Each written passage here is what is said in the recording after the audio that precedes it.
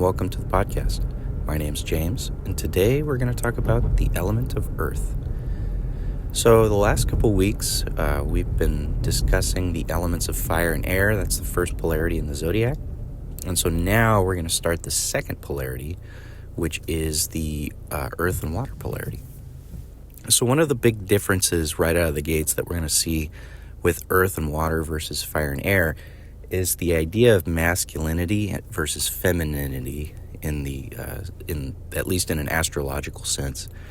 And it's based on the idea that the masculine signs tend to want to go out into the world. They project outward, right? With fire, obviously, fire is just motivated, right? So it wants to be out and living and experiencing. Whereas the air signs tend to project outward in terms of what they do. So the earth and water signs then are going to be feminine, which means they're going to be more recessive or more passive.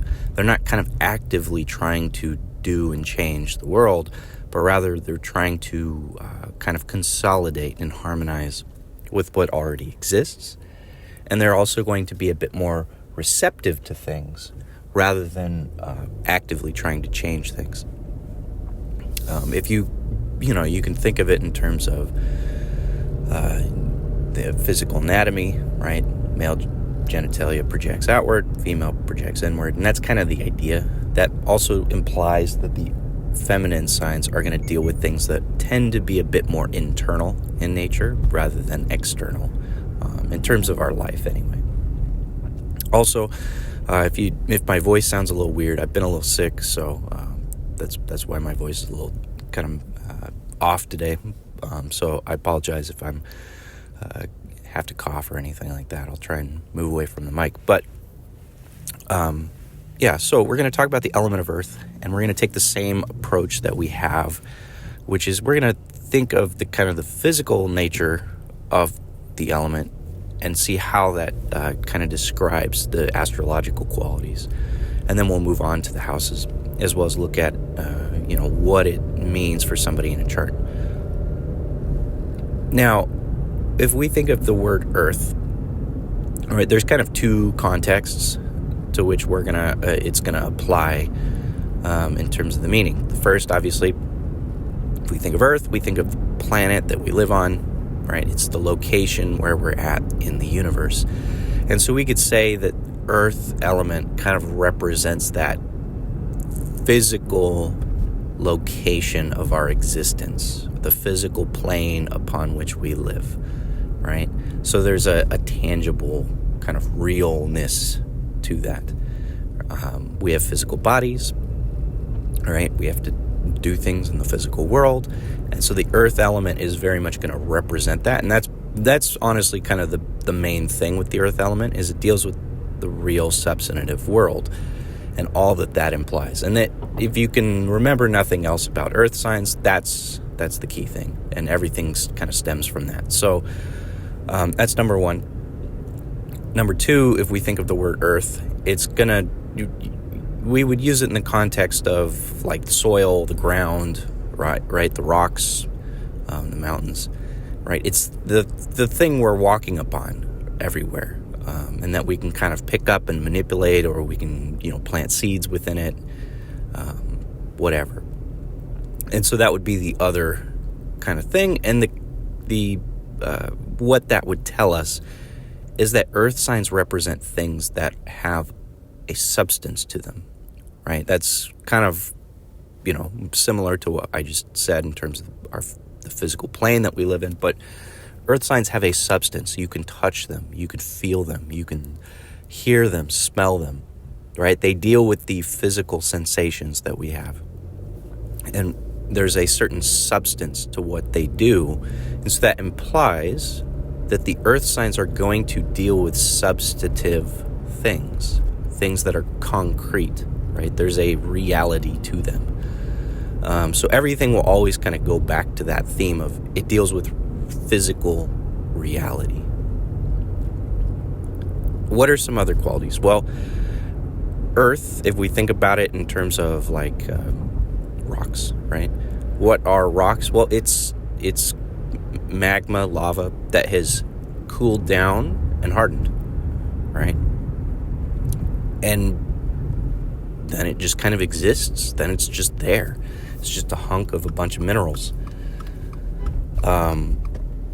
If we think of rocks in space, it's all they are, just hunks of minerals. And that's really all planets are for the most part. Just giant hunks of minerals, and then the further inward you go, the more heat and pressure you have. That's why you have lava, magma, etc.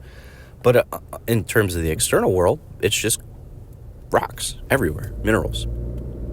And so what does that imply? Well, let's think of the nature of a rock for a second. It's hard, right? That's the very first quality. Rocks are hard, right? Very obviously. And then on top of that, they're durable.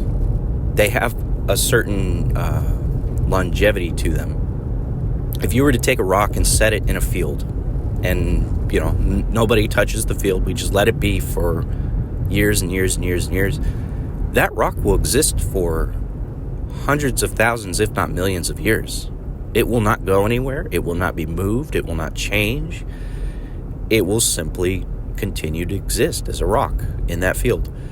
And so what that tells us then is that the earth signs have a certain rigidity to them, but also a longevity to them. There's a certain, they are constant more than any of the other signs. If we think of fire kind of is always evolving, changing, trying to find new fuel. And its brightness kind of depends on the fuel that it finds. Air, obviously, is just molecules bouncing around constantly. And we'll get to water in a future episode. But Earth is constant. It is very, very much fixed. You know what it is. You know what you're going to get. And it's not going to change on you. And so Earth has this quality of being very constant and reliable. All right, but also durable. It has an internal strength to it. Again, if we think of a rock, it doesn't matter the size of the rock. You could have a giant stone or you could have a small pebble. If you try to smash it with your hand, you're not going to be able to do it, right? It's tough. It's got internal strength to it. And so that's something the earth signs are going to embody. And then lastly, the last qualities, if we think of like something like sand is just really, really tiny rocks. Same thing with soil. Although with soil you have kind of organic compounds mixed into it, but it's just really tiny rocks. And again, you can't smash them at that scale. You can kind of scatter them, I guess. You can pick them up, kind of sift through them, but you cannot smush them individually. But the thing is what can you do with sand? What can you do with soil? Or even bigger rocks with a little more effort, is you can apply other qualities to them, other elements to them, and then they will change.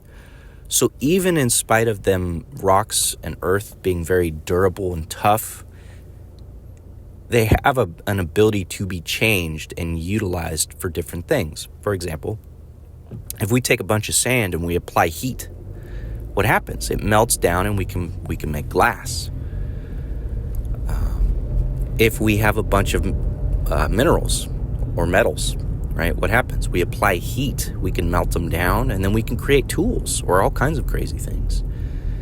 What happens if you have sand and you apply water?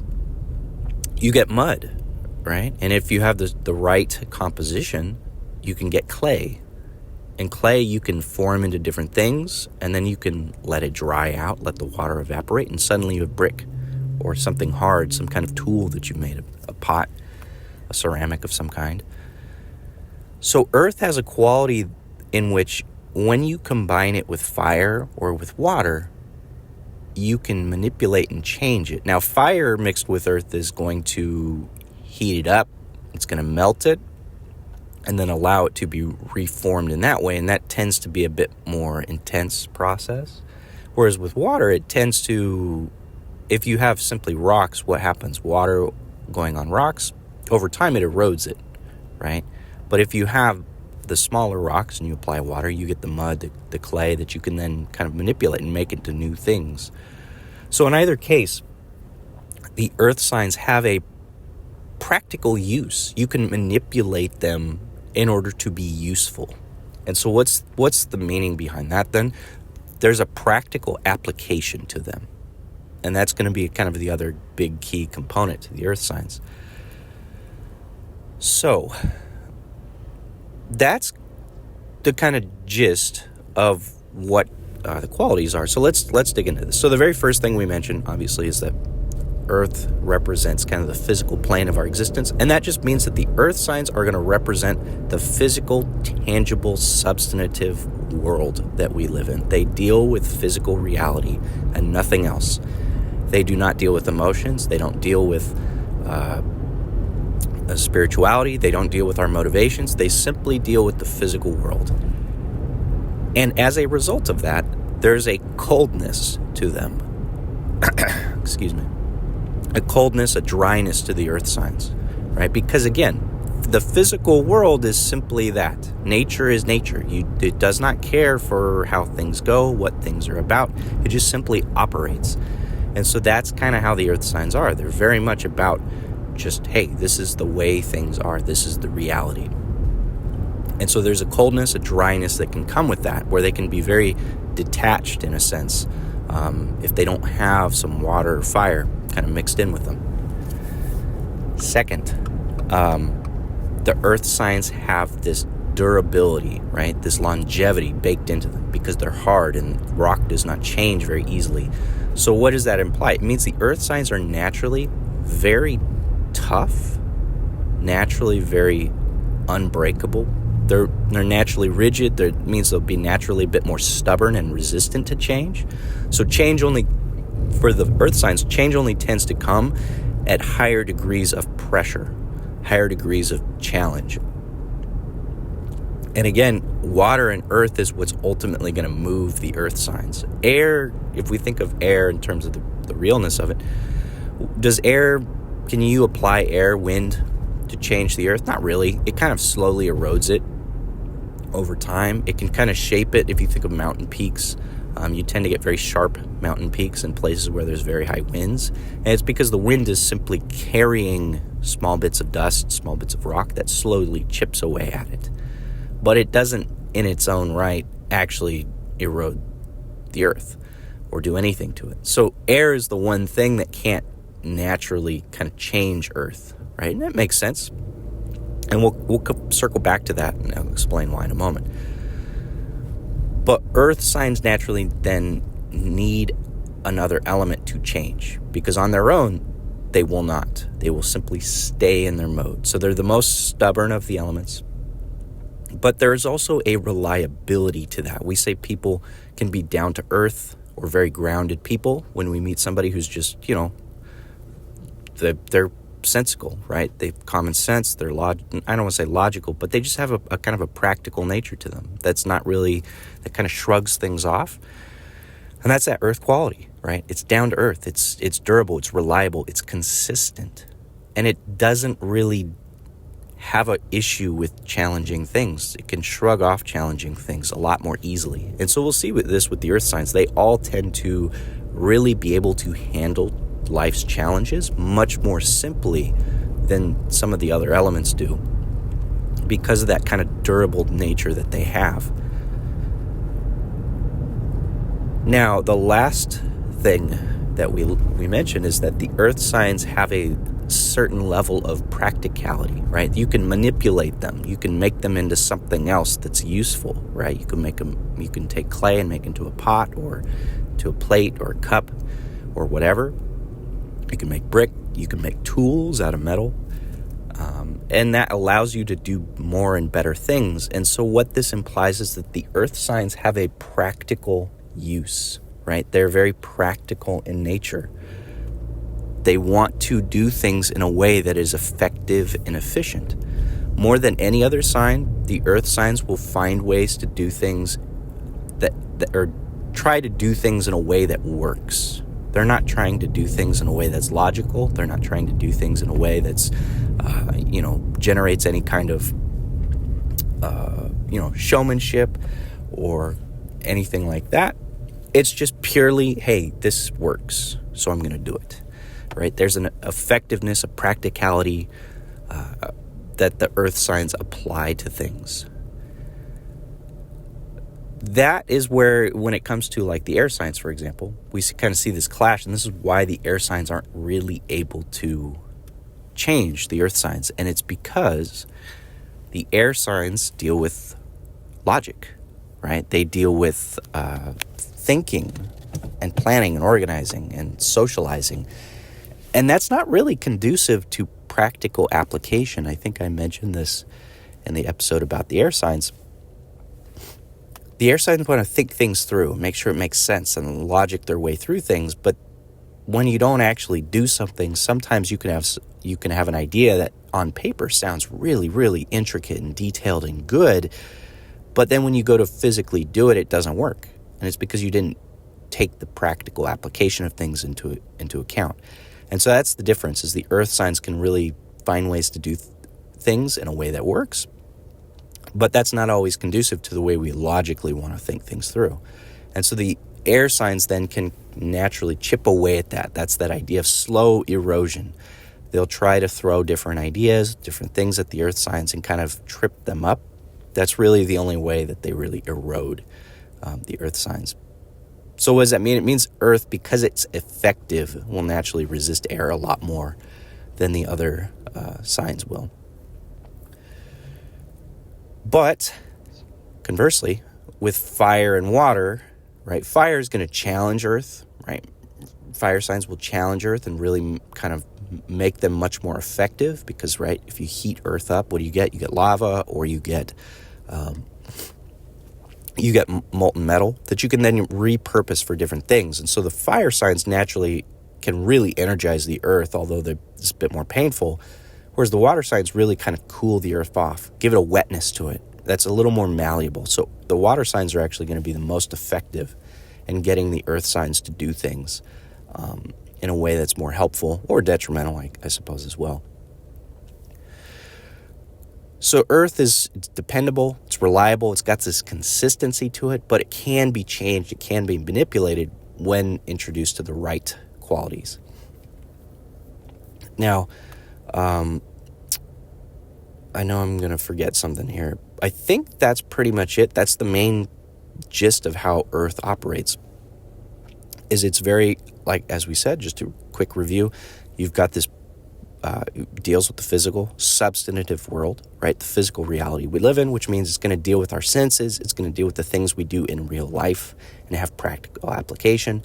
The earth signs are going to be durable, rigid, reliable, probably a bit stubborn, and harder to change, harder to get to pivot or to do things in a different way or operate and move in a different direction than the other signs. And then they're also going to be very practical in the way they approach life. They're going to have a practical way of trying to do stuff. They're not really going to be concerned with the logic or the motivation or the emotional or psychological nature of things. They simply want what works. And so that's the earth signs. I think for this episode, we're going to cut it short today. And then in the next episode, I'll look at the earth signs through the houses, as well as we'll look at what it means in terms of being in our chart. So that's it for today. Thank you for listening. I hope you enjoyed.